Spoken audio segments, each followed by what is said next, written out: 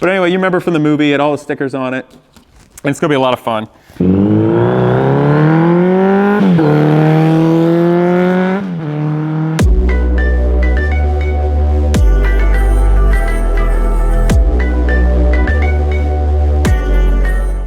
What's up, people? Let's get to the point. We're gonna build Maverick's bike from the original Top Gun movie. Boom!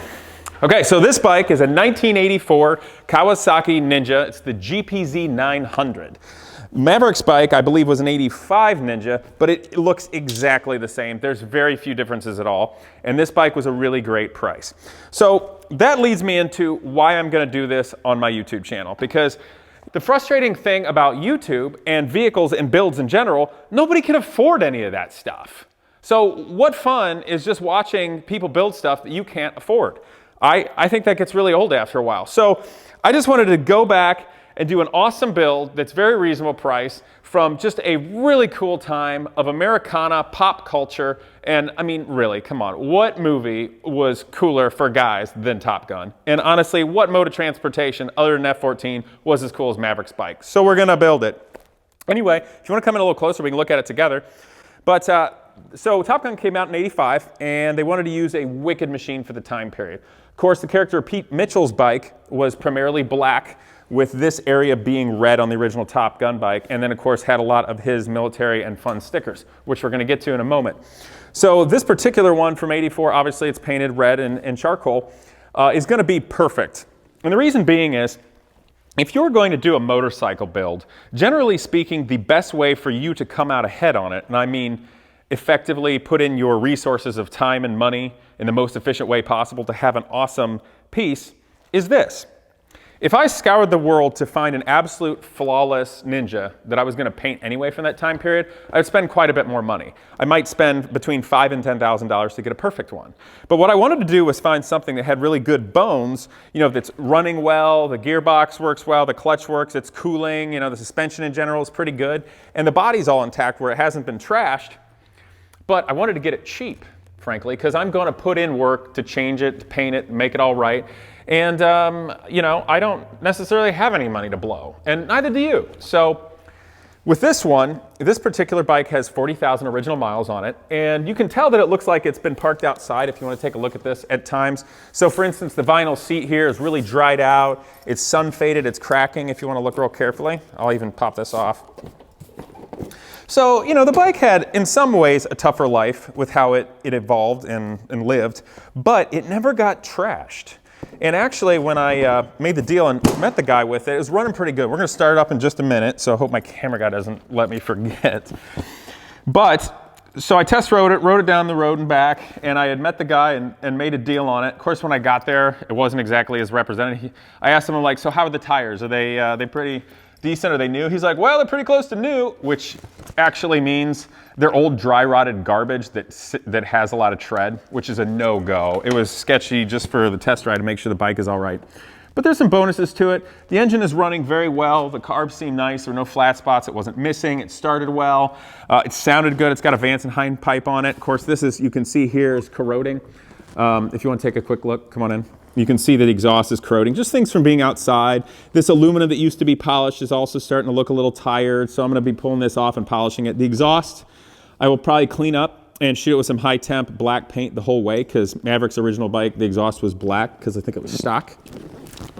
And we're going from there. For some reason on this build, someone before me put on these horrific looking Harley Davidson aftermarket grips, which I do not understand why people put garbage like this on a motorcycle at all, because the word is grip.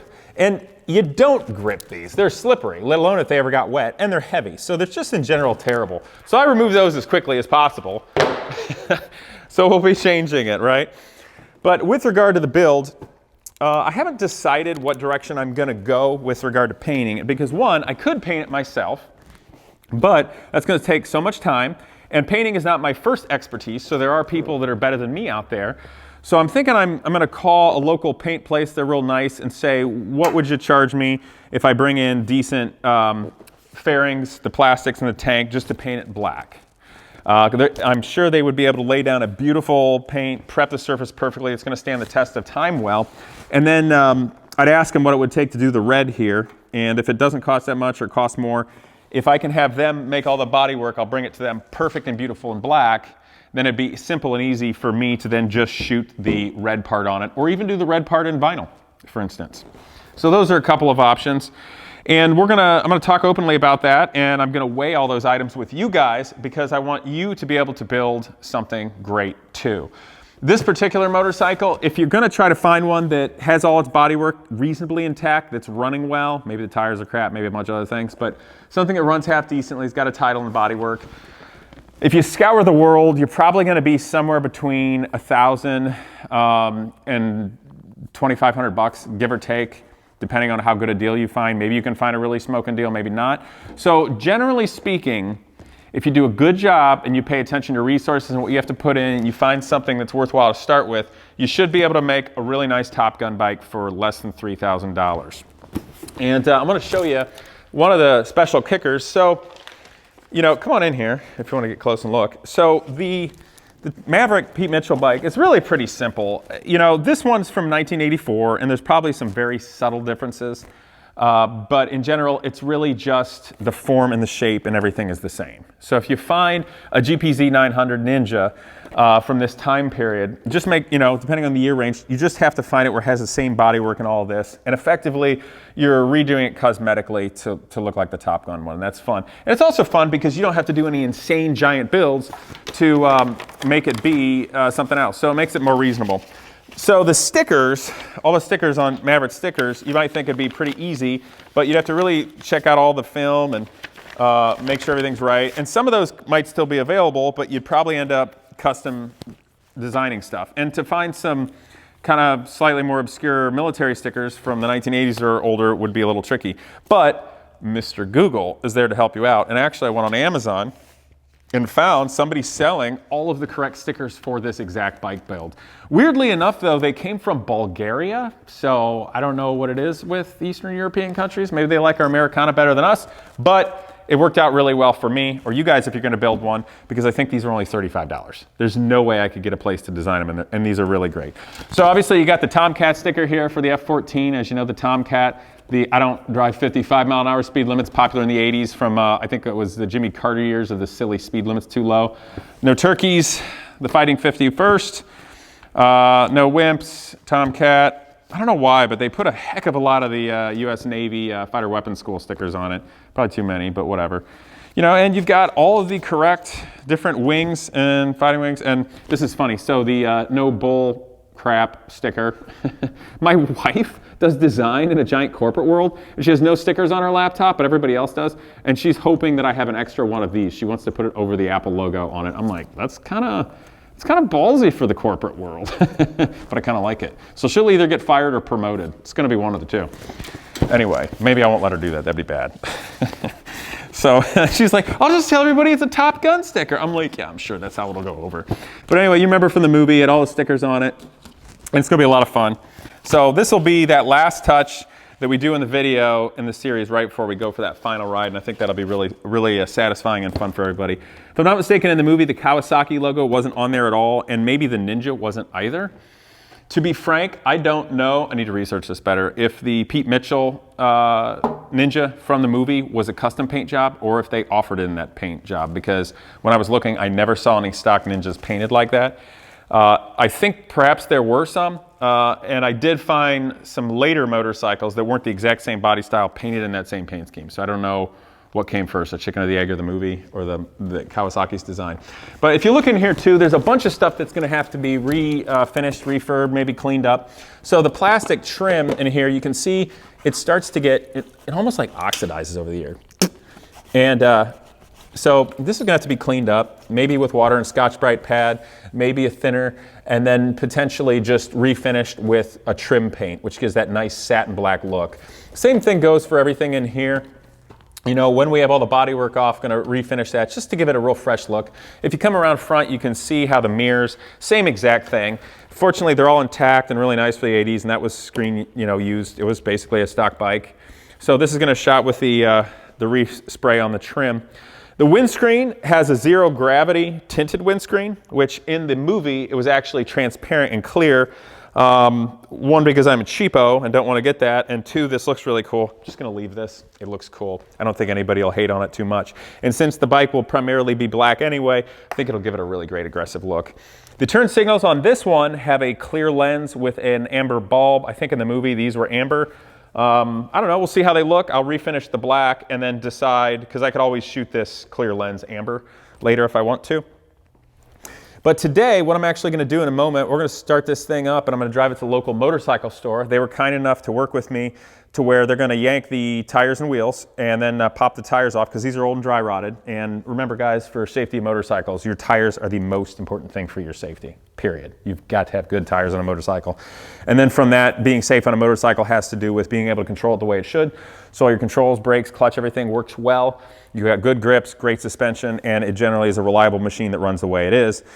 So you can put yourself in the best position and make good decision making. Anyway, so we're going to yank all these off, and what they're going to do is today, before the end of the day, they're going to hand me the wheels with no tires on them so I can bring it back here this weekend, clean them up, and shoot them black. Because in the movie, the wheels were actually black. That actually makes my life really easy. That's going to be a way to clean them up fast and easy and go from there. So early next week on Monday, I will pick up the bike after I drop off the freshly painted wheels to them.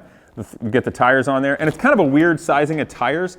If I'm not mistaken, the rear wheels are 18-inch diameter and the fronts are 16-inch. Kind of bizarre, but it was the early mid-'80s, so that's what they thought worked back then. So we'll had to order in tires specially for it. I'm just going to keep it the way it is. I realize there's probably directions I could go that would make it handle different or even better, but it's, you know, we're having fun like the 80s, so that's what we're going to do. But on Monday, I'll pick it up with the tires on the freshly painted wheels and bring it back. And what's nice about a build like this is, with the exception of taking it to a motorcycle store to have the tires mounted like that, everything I do to it can be done with it just sitting in a garage or workspace on the kickstand. So nothing crazy, no big builds here, no welding. It's going to be just a lot of refurbishing and fashioning and making fun. So in the meantime, I think we ought to start this up for you guys, hear what it sounds like. So this is dead cold. If you want to, you got a good view of it there, you think? Okay. Let's see if I remember how to work this thing. It is in neutral, that's good.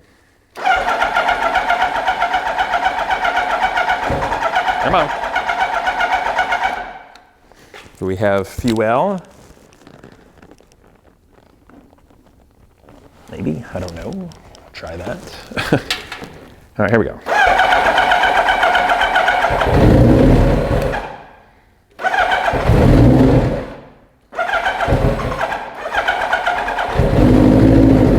There we go. All right, if you want to come here and look, I'll show you a couple other things that are neat about the gauges. So my choke, I've got to hold it or it snaps back, so I'm just going to hold it here. It takes a little bit of a getting used to. Got a fuel gauge, got your water temperature gauge, and if you want to switch over to see what the volts are, you simply push this button, and now it's reading about 12.75 volts. That would probably go up if it has more RPM. I increase the RPM with the choke and shows it is charging, so that's good. At the stand, it's in neutral. Everything looks good. Lights are on.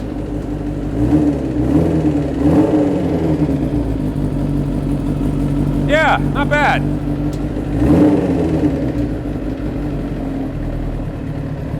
Look at that, dead cold, and I already got the choke off and it's idling reasonably. That's something I love about Japanese motorcycles. They really just run well, you know? So if you keep them nice, they're going to be a great machine. Which is, it's funny because when I was a kid, I was influenced by old German cars and Italian motorcycles and such, and I snobbed on Japanese things. It took me a while to really appreciate them, but they're great machines. And since I learned on like old German cars and English cars and Italian motorcycles, which all run like garbage half the time, maybe not the German cars, but you know what I mean on the other stuff, then now that I like Japanese motorcycles, it's like a perfect walk on the park, heaven and easy. So there you go. But anyway, guys, that's the Kawasaki GPZ 900 Maverick Pete Mitchell Top Gun build bike. Because I'm sick of everything on YouTube costing way too much money and being impossible to do. I thought we'd do something fun together. So what I'm gonna do is I'm gonna suit up. We're gonna get out of here, go to the motorcycle store. And after that, I guess I'll catch you guys next time for the rest of the build, stripping this thing down, cleaning it up, going over it. There is some absolutely ridiculous wiring on this thing relating to the fan as well as the horn, and I'm sure probably some other things, because you never know who's going to do this. But we're going to go through it together, and I hope this inspires you guys to have a lot of fun with motorcycles safely and build something cool for yourself. So let's go to the motorcycle store.